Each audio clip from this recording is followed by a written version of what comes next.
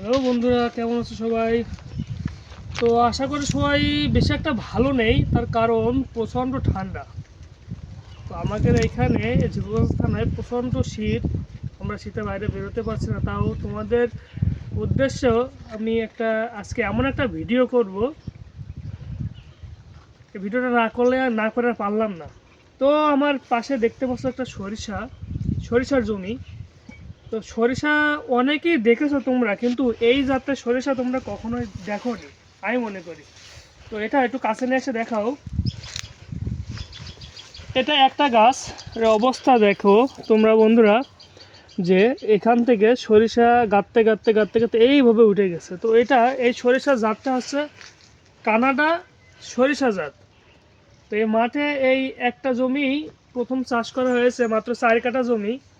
তো সরিষাটা দেখাও কি পরিমাণ সরিষা এখানে হয়েছে। পাজা করলে এখানে যে সরিষা, আর এতে সরিষা ছাড়া কোনো কিছুই নাই। মনে হয় 5-7টা গাছ কাটলে 1 থেকে 1.5 কেজি সরিষা হবে মিনিমাম। তো এই সরিষার বীজ যদি কারোর প্রয়োজন হয়, অবশ্যই আমার সাথে যোগাযোগ করবা। আমি তোমাদেরকে এই সরিষার বীজ যে কোনো মূল্যে দেওয়া হবে। ঠিক আছে, সবাই ভালো থাকবা, সুস্থ থাকবা, আমার জন্য দোয়া করবা। ধন্যবাদ সবাইকে।